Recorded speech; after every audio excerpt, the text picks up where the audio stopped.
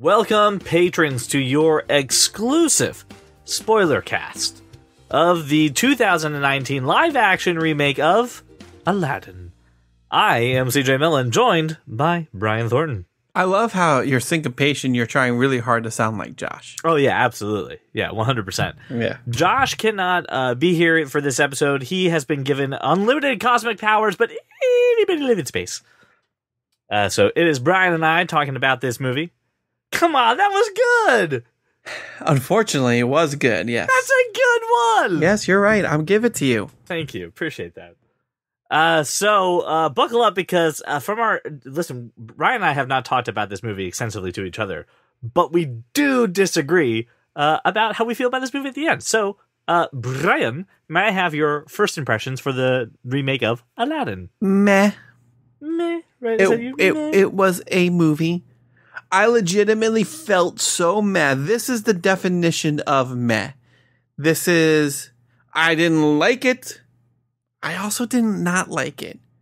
It's in that very dangerous in the middle kind of indifference. Like you it's feel just indifferent. I didn't feel anything for this movie. It is meh.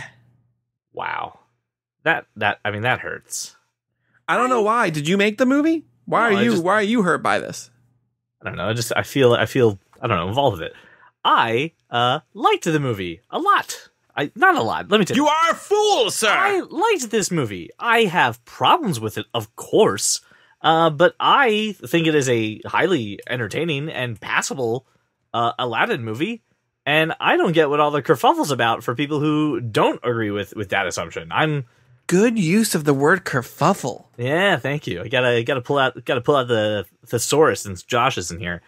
Listen, let's just start right off the bat with. Oh my God, I'm sorry. I put in Aladdin, but I misspelled it. In you got IMDb. some weird shit, didn't you? Yeah, I did. I got some really weird shit. Don't misspell Aladdin in your IMDb. Listen, let's start off with the elephant in the room and the guy who made the elephant. Let's talk about Will Smith. Let's just do it. Let's just jump right into it. He was probably the best part of this mediocre movie. Oh man, that really hurts. That really. I don't know why it's hurting you. I don't know why it hurts, but it hurts. He did very well. He did very well, and I'll be honest, I didn't have high hopes for him, and he did a pretty good job. He opens the movie and he sings the Arabian Nights. Arabian Nights. I think we have to pay for that now. He did a pretty good job. They messed around with his blueness, not blueness. His blueness didn't bother me as much. They even mentioned the top knot. Like, I thought they did well with Will Smith's Aladdin, and I'm very happy to say he did not try to be Robin Williams. He just let himself be Will Smith. He definitely did his own thing. I read a review that was very on point, which said Robin Williams' take on this was guy who's been trapped in a land for 1,000 years, gets a little manic and starts talking to himself and doing crazy impressions and stuff. Right. Will Smith's take on the genie was he's the ultimate wingman, which is perfect. A perfect description for how he played this, and it worked. It worked really well. Will Smith was great. I didn't even hate the little side story they had between him and the handmaiden. That was fine and funny. That was a little forced, but it was. The handmaiden was hilarious. She should have been in more of the movie. And she's in New Girl. She's from the. I know she's in New Girl. What is her name? She's Winston's girlfriend in New Girl. I can't remember her real name. Is it Nassim? Yes. Nassim Pradad? Yes. Pradad. Her name is Nassim. She's awesome. I've seen her in other stuff too. She's very funny. She was very good. Great comedic timing. I liked her audition. I thought it played well. Before you start rolling through everybody in the cast, I want to make sure this is very well known. My issues with this movie have nothing to do with the cast. I think everybody in the cast is delightful and very well casted and very well done. My problem with this movie is everything else. Yeah, here's the. But I do want to talk about the stuff that did work well. I know. I just want to make sure before you start rolling through everybody in the cast, because I'm going to say I like them. I want to talk about the music because that's very important to Aladdin, the story of Aladdin. And I thought that it was. I thought it was done very well, and I like the fact that when they're doing the Prince Ali song at the end, he's like, "We're gonna hold it, we're waiting for you, Sultan." waiting for you. And I was like, oh, this is fun. That is fun. This song is dumb and fantastical, and it should be fun. And they made it fun. My 6-year-old left loving this movie. She's like, of course she did. She's 6. Fun. She doesn't know better. But she's watched other movies recently, too, that are kids' movies, where she doesn't go, that was fun. Can I go see it again? It's never happened. It was the first movie that she said, that was fun. I want to go see it again. That was cool. She wasn't even like that with Frozen. She didn't want to let it go again. No, she was too young for Frozen, so thank God. I also thought not too young for Frozen 2. You gotta catch her up before he's eating Frozen. No, I'm not. I liked the actor who played Aladdin. I thought he was charming. I thought he was delightful. He made some, and this is where some of the choices came in. He made a few different choices for some of the songs and reprisals and a couple of the new stuff, which were fine. They were just different. I thought the actress who played Jasmine, Naomi Scott, she was good. I remembered her from Power Rangers, and I remembered, oh yeah, I liked you. You could actually act. You did a pretty good job. Yeah, she was wonderful. She was great. The weak person in the cast for me was Jafar. Yeah, it was Jafar. Jafar was bad. I did not care for him. Listen, the guy was doing his thing. And here's the thing. I'll be honest. I'm watching The Flash right now, and I'm watching other movies and TV shows where when you're the villain, all you do is talk like this. And this is your voice, and you have no personality. And Jafar didn't do that, and he had a bit of a personality. However... Wow, that's a hard swipe at the Flash and Cicada there, buddy. God, it was... Well, but also, like, we were looking back at, like, Rorschach and the Spirit, and we're watching other shows where there's other villains who... Oh, jeez, okay. Who talk real low, and like, there a lot of villains now, after Heath Ledger, honestly... are now like, I gotta do something weird with the voice and do like almost like a Batman thing. I don't know why, but that's evil. He didn't do that, and I appreciate the fact that he didn't do that. However, he didn't really do anything to be menacing in the moments where he should be. He wasn't evil. He was just a dude. Nah, he was evil. He had the serpent to mind control people. That makes him evil. He didn't fucking use it. He did. No, he used it a few times. He didn't use it as much as they did in the cartoon. He tried to use every 3 seconds. He tried to use it twice and got interrupted both times. He didn't do anything with it. They didn't play into the. And this is my problem with this movie. It's not even necessarily the actors, although I think the guy that got to play Jafar was no bueno. It's the writing. It's the story. They didn't make him a menacing villain in any way. I mean, I can understand that.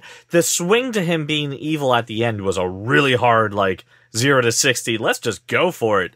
It wasn't even, and it's not even just that it was like 0 to 60. Like, in the animated movie, because you can't help but compare this to the animated movie. He is evil from the get-go. You look at this guy and he just oozes evil, and not because of just how he's drawn or anything. It's just, just his actions. They show him very early on hypnotizing the Sultan and, using him to get his way. They didn't do any of that. Even throwing Aladdin down even with "Give me the lamp" and and betraying Aladdin, like disguising himself. Not like it just they didn't do any of that. Yeah, they didn't do, and it's not even just him. They skipped entire scenes that built up the character of Jasmine and Aladdin. They skipped so much. It felt like I just got dropped in the middle of this movie. And I'm supposed to know everything about these characters, and that's not a good way to make a movie. Yes, I know all about these characters, but I also watched the animated version. Let's talk then about where I think the pitfalls for this movie come into play, and that is with John August and Guy Ritchie. And Guy Ritchie gets double blame because he co-wrote and he directed this movie. And at first, I'll give you blame on Guy Ritchie for co-writing, but. He directs this movie. This was not directed by him. This was directed by the machine. No, I disagree. This is a studio-directed film. There is nothing here. Yes, there is. There's nothing in this movie that screams Guy Ritchie. Yes, there is. Absolutely not. Can I tell you the 3 moments? Nope, because I don't believe you. 2 that scream Guy Ritchie. The first one is when he's when Aladdin's walking through the street and he's doing the first song. One Step. What is the name? What's the what? It's One Step. One Step. Thank you. When he's doing One Step, and they're doing the parkour work, and the camera angles is going upside down, and we're getting that Guy Ritchie like not GoPro, but like first person perspective, and you don't know if you're upside down. There was no first person. You need to watch this movie again. No. It was. There was no first person perspective. Okay, fine. They gave like the third part. You ever play what's the name? Hold on. What was that movie with Jake Gyllenhaal's based? Prince of Persia. You ever played Prince of Persia? Yes, I've played the entire series. That's what One Step reminded me of. Was a really bad like a fan made Prince of Persia. But that's not a Guy Ritchie thing. I know, but the way that it's shot in the upside downness is all right. The one thing that is Guy Ritchie is when he's kicked out of the tower, tied to the chair, and the slow mo, and in midair, yes, for no reason for 3 seconds. I will give you that. Is a ton of slow motion. 10 seconds of Guy Ritchie. It is a studio directed movie, dude. Listen, the machine was definitely there. However, Guy Ritchie got a few of his Guy Ritchie things in there, and if you watch a Guy Ritchie movie, this has some of the Guy Ritchie stuff. If you come prepared, this has one 10-second scene of Guy Ritchie in a 2-hour movie. You can't tell me this has got his stamp on it. You can't. I do. Because dude, watch Sherlock Holmes. That is an existing property that has got Guy Ritchie all over it from beginning to end. You can tell his hands were tied. You can tell he was told, "Hey, you can direct our movie. You just can't be you, buddy. Just don't do you." Well, then maybe that's a detriment to the film, but the moments that I bumped on of like, that was a weird choice, or why was that shot this way, or that looks like a weird angle. That to me is Guy Ritchie. Guy Ritchie for me has a lot of pitfalls. Because it's distinctly Guy Ritchie in a studio directed film. Okay. That's why it feels even weird. Worse, right? So that's why it feels weird to you is in those 1 or 2 spots. If you were watching a movie that had Guy Ritchie stamp all over it from the beginning, you could tell it was Guy Ritchie. You would have no problem with those choices because you know you're watching a Guy Ritchie film. Okay. The point I'm making is you have if his name didn't show up at the beginning, you would have no freaking clue that he directed this movie. I guess then maybe that's a problem, that there was no actual direction. It didn't get a full Guy Ritchie. I mean, that's definitely part of the problem. A full Guy Ritchie experience. So you seem to also have problems just with the story too. So I'm harping on Guy Ritchie as a director. It sounds like you're harping Guy Ritchie as a writer in this movie. Is that right? Huh? I don't think it's. I mean, I think I just have a problem with the writing in general. I mean, I think I have a problem with how they did not flesh out any of the characters and how they didn't build up certain things. It legit felt like I just got dropped into the middle of something with all sorts of prior knowledge that I'm supposed to have, but I don't have. That's definitely a story-driven problem, and I will give you you're stroking your chin. I'm thinking, and you're giving me the skeptical look, and I'm going to give you the very first time I was like, wait a second, what?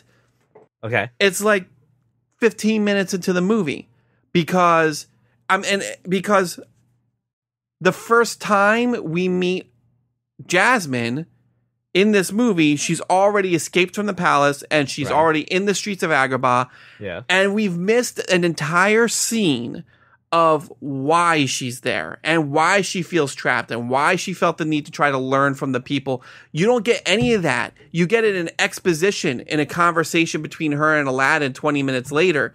But like by then it's just like, I'm already confused. I'm sitting here like, why did I not get this buildup to what this character's about, so that when we're really focused on her motivations to be able to make her own choices and to be Sultan and things like that, it's just like, I don't know why you feel this way. You just told me why you feel this way. I didn't see why you feel this way. I don't see how you feel trapped, with the exception of the fact that you and Aladdin said, hey, I feel kind of trapped. I understand where you're coming from with that. I didn't feel as strongly as that was, oh man, what a missed opportunity. Or, hey, really, guys, where's the storytelling going here? Because they had that scene where they were up in Aladdin's hideout area, and they're talking a little bit about their relationship with the city. And she goes, oh my God, from up here. And but that's my point. You just get told it. It's just told. I mean, dude, what do you want to see where she's looking down the city going, oh, I want to see a scene between her and her father where her father is like, no, you can't leave. Because that's what I got in the animated show. And it made you feel so much more for Jasmine. And it made you understand why she just ultimately decided to sneak out and just start to just rebel, because she is just completely sick of being trapped at the palace, being trapped in this role. It is just one scene of a fight with her father that you could have easily had. It is 5 minutes. And it informs so much about that character. See, I don't think that took away. I think her telling you it absolutely took away from the movie. I think her telling us is enough information. We can see that clearly. I'm telling you right now, but okay, because they have several conversations about looking at the city and watching the people. Yes, I think it was after A Whole New World, right? That they actually over halfway through the film, I learned so much from watching the people in the city and their celebrations. And we get to see her look at those people in pine forest. Yes, you would like it a little bit earlier. I'm not going to say that's halfway through the film until I understand the character's motivations. That makes no sense. I can completely understand that you would want for something like that to happen earlier, but it happens. So I'm sorry it didn't happen on your timeline, but it still happens. It has nothing to do with my timeline. By that time, over halfway through the film, I don't care anymore. The story's already started, and I'm supposed to be invested in these characters, and I'm not. And the fact of the matter is, before you open your mouth, the fact of the matter is this. At this point, I'm supposed to see this spark between the two of them because, hey, they're very much the same person. They're just come from different worlds. I'm supposed to get that in the scene in the marketplace, and I don't, because I don't understand either of their motivations or why they feel trapped in their role or why they feel like they need to break out and be freer. And I don't get that. So when they're trying to do this whole love at first sight thing, I don't buy it. There is nothing there to make me think that there's a connection between the two. So by the time we get to A Whole New World, I'm just there. I'm along for the ride because I know this is the way the story should go, not because I'm invested in the characters and I'm invested in their motivations throughout the film. That is a severe disappointment in writing. See, I don't think I need that. I thought it was all done very well with that conversation after one step. I think they did it. I think they gave you where those characters were in their state of beforehand.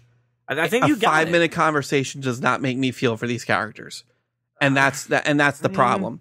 I need to see this stuff. I can certainly understand movie. I can certainly understand your line about the fact. Hey, they expect us to just remember the animated. You remember the animated? Okay, cool. Because we're doing that. So. The scenes that we would you got it? All right, cool. Like that they're hoping that you remember. I'll give you another example. And that's fine. Wait, I give you one that is what they were doing. But they did give you the scene. I'm sorry it was 5 minutes later, but okay. it fulfilled. I'll give you another example of shitty writing and shitty character development. Are you ready? Once we're into the movie a bit, I'm with you. I'm disagreeing with you in the beginning. I'm still closer to the beginning. I'm going to tell you right now. Go for it. Maybe about a third of the way through. Because I think he gets it to the Cave of Wonders about a third of the way through, right? Yeah, I think so. But it's everything leading up to then. I have a very big problem with how Aladdin is portrayed in this movie because, Go ahead. I'm very shocked. Please tell me more. Here's my problem. They really, really, for 30 minutes of this movie, it's just he's a really good thief. They focus on the fact that he is a thief. He's good at getting in and out of places. He's good at escaping bad situations. They don't ever focus on the fact that this character is also supposed to be the altruistic giving the thief. No. Go ahead. I'm not getting there. Go ahead. He's supposed to be really fucking smart too. Right. This kid is supposed to be a borderline con man. That is shown in the animated scene, in the scene with Jasmine in the market, where he saves her from getting her hand cut off by just talking his way out of it and outsmarting the guy, right? Right. Instead, in this movie... No, that's what he did! No, he doesn't. He does sleight of hand. Say your piece. He does sleight of hand. He doesn't talk his way out of it. He does. He gives the guy... He gives the guy a bracelet, says, hey... will this be enough to pay for it? He says, yeah, you know what? It will. And he does a little sleight of hand, a nice little thievery trickery, and keeps the bracelet and palms it so that he doesn't actually give the bracelet away. And that's why they're on the run. He doesn't fucking outsmart the guy. He doesn't talk himself out of it. He doesn't get to play off how smart he is, so that by the time I get to where he rubs the lamp and needs to outsmart a genie, to get out of the Cave of Wonders without using one of his wishes. I do not buy it. Wow, you are a nitpicky son of a bitch. This is one of my favorite Disney movies of all time. You are just going for the tiniest detail and going, he goes to that merchant and he does smooth talk his way into the situation. Yes, he 100% gives the bracelet as the thing. But he's talking and de-escalating the situation first, and then looks at the bracelet and goes, hey, is this enough to pay for it? But he de-escalates the situation before he does the bracelet. No, he doesn't. He does. Yes, he does. No, he fucking doesn't. Yes, he does. No, he doesn't. You need to see this movie again. No. You are sorely mistaken. In fact, redo, go see the movie again. We're going to re-record this bullshit. You are wrong. You are so wrong. You know why I know you're wrong? Because I am so, I wrote this shit down. That's how disappointed I was by it. He de-escalates the situation with that merchant. Yes, not all the way to the resolution to show I'm a fucking brainiac. Yes, he looks and goes, aha, the bracelet will pay it off. I'll do the sleight of hand, which to me also shows smarts as well as being a good thief. And then gets away. He de-escalates the situation, but not all the way. I will give you the fact that probably in the animated movie, which I remember but not as well as you do, he probably completely de-escalates the situation and gets away with it. There's no bracelet involved in that tomfoolery. Well, but he de-escalates it, and then you see the sleight of hand and all that stuff. So I think you're really digging into the nitpicking details of this movie. That and just doesn't saying, show me that he's a con man. That doesn't show me how smart he is. And you're right. In the movie, he just de-escalated it completely. But, okay, so in One Step Closer, when he's trying to escape, right, he does the thing where it looks like that he fell through at the very end of the song, and the end of the chase sequence. It looks like he fell through the building next to him across the way, but instead he just goes down to the other one and climbs back on the roof. That's fucking smart. That's really cool. Not only did he just put the guards in the completely wrong direction, but he also just showed I knew how to get away with it, and I got back up here to where you were. The princess completely thought that he was fucked up. I said they were very good about... But that's like 3 sets. That's like 2.5 minutes. They were very good about focusing on the fact that he's good at getting in and out of places. He's good at... But that's about planning, and that's about being smart, and that's maybe how you outsmart a genie when you outsmart a bunch of guards. No. That's not. Wait a minute. That is not. True or false? True or false? He outsmarted those guards with his plan. I don't think he had a plan. God damn it. He looked at that wood or whatever barrels or whatever the hell it was. He's a parkour kid. He's a parkour thief. That doesn't show that he's smart. Listeners, this is what I was saying. We have very different opinions on this movie. And this is what I'm saying. That you just can't give me that win. That was him planning. I don't think he planned any of it. I think he's just good at making a decision on a fly. That's what I got from that scene. So you've got problems with Aladdin. Okay. I have problems with all the characters. And you think making smart decisions on the fly doesn't prove his smartness, doesn't prove his ability to be a critical thinker and be really smart. I got it. Okay. Outsmarting guards does not equal outsmarting a genie. A genie is much smarter. I got it. Okay. Hey, listen.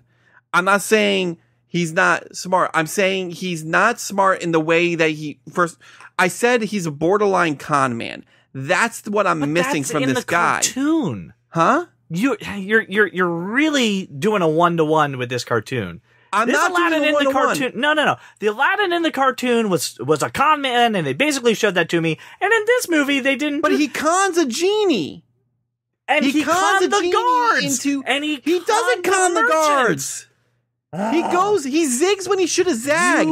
He doesn't con the guards. He knew that would look like that he fell through that building and that he is there, and instead, he used the rope to go down to the window beneath him. That is some next level shit. I think you're projecting your own feelings on that. I think you're reading way too much into that scene because you like the movie and you're trying to justify it. How? He got up and was like, all right, let's go. He knew that was, and if he can outsmart guards, he can outsmart a genie. No, he can't. I don't buy for a second that this version of Aladdin can outsmart a genie. But he did, and then we showed him doing it. He did, but that's my point. He did because the story demands that he does. No, because he just did it. He just did it in the last musical number. Just like him and Jasmine have this connection because the story demands that they do. There is nothing that makes me buy into these characters, that makes me believe in these moments. I can understand that you don't think their relationship between the two of them was fleshed out as well as it could be. I agree with you. I also don't necessarily... I agree that the way they fleshed out Jasmine wasn't very strong. They tried a couple times, and they gave her that song... at the end, but it was like way too late. Like it was way too late. She sang like a bar of it at the beginning too. Yeah, it was like the payoff for that was like at the end of the movie. But it felt odd. It felt like this does not belong here. Like, this is from a different movie. We just took a song from a different movie, right? Yeah, I agree. And I like the song, but it just doesn't. It feels disjointed. It was too late. It was too late in the movie of the fact of they're trying to go. She's not a Mary Sue, and she doesn't need to be rescued. She's strong and independent too. Get it? And fully support it. And we're not going to put her in that like Princess Leia, slave outfit like they did in the animated movie either. And we're going to give her a song about how she's a strong, independent woman, but. It felt really weird, and I didn't like the way that they shoehorned that in. So I agree with you that there are problems with Jasmine. We're going to disagree very, very hardly on this Aladdin issue. I think there are problems with every single character. There's problems with all of them except for Genie.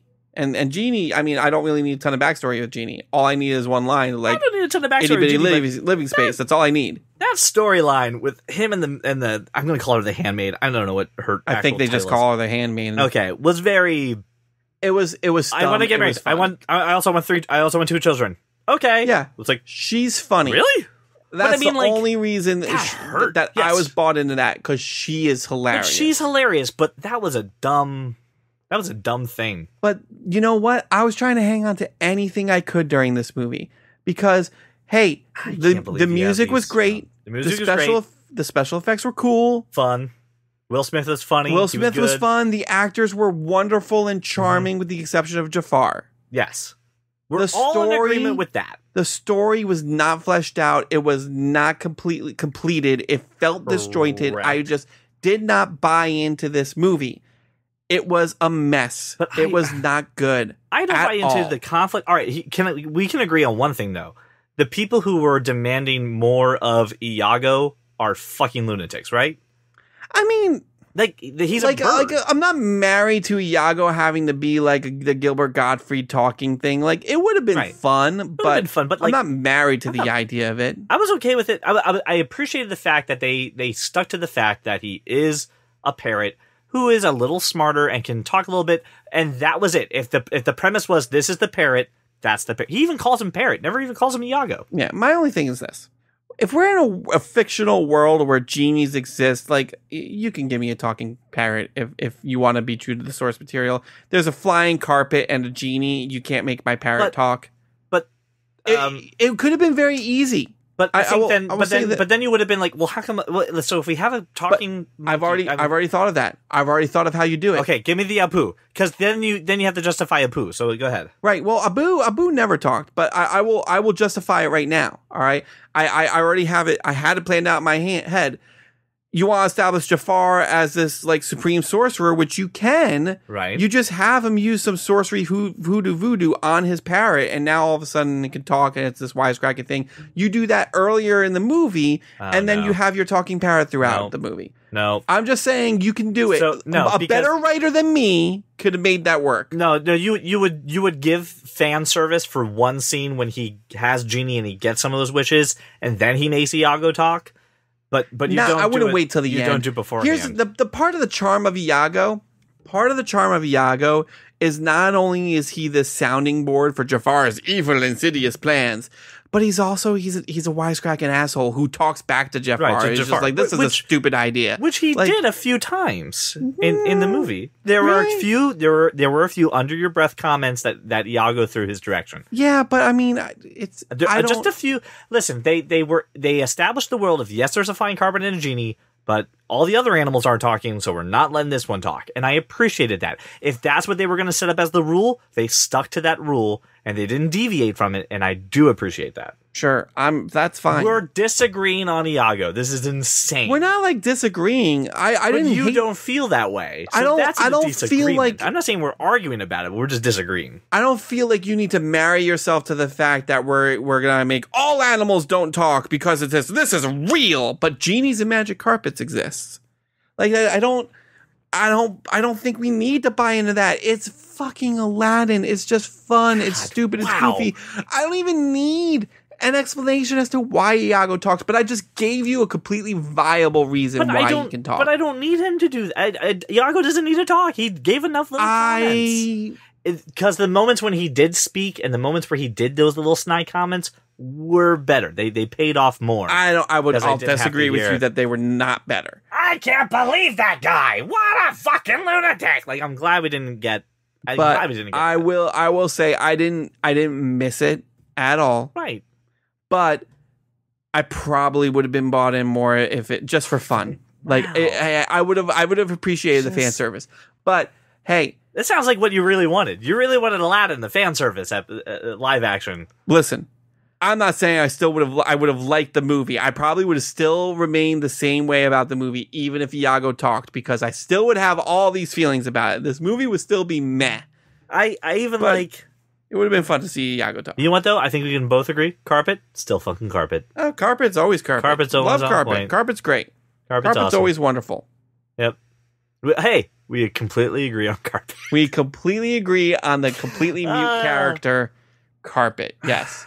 How did you feel about the Cave of Wonders? Oh, it was fine. It was exactly kind of what I thought it would be in live action. Oddly enough, I didn't like the end of it with Jafar. I was like, oh, all right. This is unsatisfying, but okay. How can you have a gripe with the Cave of Wonders? I have a gripe with the Cave of Wonders. Jesus Christ! How can you have a gripe with the Cave of Wonders? Because, like, in the cartoon, it's just like there's just piles of treasure. It's so bright. God. It's so fantastical. Stop. I want to adjust your this sentence. obsession with making everything so hyper realistic. It just looked like a fucking cave, and like it didn't. There was like random jewels here and there, but that's it. A cave of maybe wonders. Maybe not like a cave of. Scrooge McDuck's, but that's the point. The point is you're walking through temptation. You're not supposed to touch anything. There was a lot of temptation. There was like a pearl necklace. Okay, let me ask you a question. Does Aladdin have enough bread to feed himself? Does Aladdin have enough to eat? You know it. I'm sorry. Can I ask a question? Does Aladdin have enough to eat? I mean, he had that bag of dates that looked pretty sweet. A couple dates hold up, but he gets a loaf of bread. Yes, and how dare he give out dates instead of a loaf of bread to those kids? I agree. I wanted the loaf of bread because I love animated bread, and I wanted to see a good. Dude, there was enough. If I walked into that cave, even I'm going. Oh, it just felt drab. It felt dark. It felt dumb. There was a shit ton of gold there. There wasn't a shit ton of gold. Dude, you gotta see this movie again. There was not a shit ton of gold. But there what? You gotta get the damn animated movie out of your head, because you started that sentence with, in the animated movie, it's loaded with gold. There's gold in them hills. I went in there completely clean, and now I felt meh about it after leaving, and now I'm comparing it to the animated movie. You know why? Because it's so much better. That's all you can do? It's in less time. It's so much better. Insane. Here's the problem, Brian. I think you're way too married to the animated series. And listen, I understand. I'm not. My wife is very attached to the animated movie. I mean, this is, I think, number one, and then Little Mermaid's number two, but they're neck and neck. Like, in the hierarchy of what my wife loves, it's Aladdin, Little Mermaid, then my kids, and then me, right? Like, it's in that road, right? She loved it. She loved this movie. She thought it was great. She didn't have any of the problems that you just expressed. And I'm sure later on, when I tell her that you had a problem with Aladdin not being smart enough and not being able to outsmart the genie, and the Cave of Wonders didn't have enough gold, you're going to deem that's a little That's a little crazy. You are boiling it down to the stupidest words possible. That is not what I said. You said Aladdin wasn't smart enough to outsmart the genie. They didn't show you that he was smart enough. You are just boiling it down to the most pedantic part of the argument. The Cave of Wonders didn't have enough gold in it. It wasn't tempting enough. And Jasmine not being shown that she really is locked away, and getting out to her means so much more than just coming out and seeing what's going on in the city. Those are your three main gripes, and we both agree. Everyone agrees Jafar just no good. 4 main gripes, and then you have a side gripe of Iago should have talked. I mean, you could have written it in. No, I mean, like, you could have written it in. I mean, like, just try a little harder. No, I mean, honestly, I didn't. Listen, motherfucker. I didn't give that much thought until you brought it up to me. Like, I did not miss it. I mean, it would have been cool, but I did not. It was not like one of those, like... You can't give this movie a positive. No, I can. I loved the cast. The cast was wonderful. They're charming AF. Will Smith rocking the blue updo. I loved that. I gotta be honest. I knew that you and I had different opinions on this movie. I did not think it was this deep. I didn't think we had this big of a gap in between it. So let me ask you a question. Letter grade. I have a problem with how they handled it. The story was lacking. It just did not make me care. So listen, here's the deal. I have been using an app recently called Letterboxd that lets you rate movies out of 5 stars, and I don't give movies 5 stars at all. So if you were to rate this film on a 1 to 5 stars, you can use half if you need to. What would you give it? Well, 2.5 is half, and I felt very meh about this movie, so 2.5. 2.5 stars. I gave it 3.5 stars. No, it's way too high. That's about 1.5 stars too high. The average ranking for this movie, by the way, just so you know, 4 is 3 stars. I'm right around there with 2.5. You just, man. It was not that great, dude. But it was. It really was. It was very enjoyable Aladdin movie. It was the story of Aladdin, and they did it live action. It was really good. You know what? I'm not the only person who felt this way. I know you're not. Because I turned, forget about the critics and forget about Rotten Tomatoes. I saw this with my fiance, who was extremely excited to see this movie because she loves this movie too. Right. And we got done with it, and I looked at her, and I was like, so what did you think? And she goes, it was okay. I was like, all right, so I'm not alone. She didn't care for it either. It was, and again, my overall review of this movie is, I didn't like it, but I also didn't hate it. It's a movie. If I saw it for $10 at Target, I would probably buy it. But, Wow. That hurts. Well, let's do this. You've heard our 2 opinions. So let's turn around and let's get a second opinion. Yeah, I found one. I found one. The freaking headline says amazing. And the review reads, the haters are just judging from the trailers, all in caps. And they spelled judging. Actually, I'm sorry. Forgive me. I'm reading this wrong. It says the haters are jugging from the trailers. This movie has so much heart. It's beautiful, spectacular, and the songs bring back so much nostalgia. The characters are explored in much more depth in this retelling. No. And Naomi Scott does an incredible job as Princess Jasmine. I will agree with that. Will Smith makes the genie his own with hilarious jokes, and his connection to Aladdin is so heartwarming. True. Not everyone will come around liking this new Jafar, as there are some scenes where his presence is not as intimidating as the original. However, beautiful movie and one of Disney's best live action remakes. That is so wrong. All right. You are wrong. This one's titled Just Brutal. Let's go for what makes Aladdin a great movie. A menacing Jafar? No. A light-hearted voiced young boy? Maybe. Princess Jasmine that wants to escape the pressure of a forced marriage? Nope. A big problem of this world is that it's created and it's very shallow. She actually wants to be a sultan? A funny, likable, talented star who is playing the role of the genie? Nope. Will Smith, well, he's just playing Will Smith. He even makes those stupid Will Smith sounds. Iago becoming strangely unlikable and talking? Nope, they don't do it. Pretty much a normal parrot.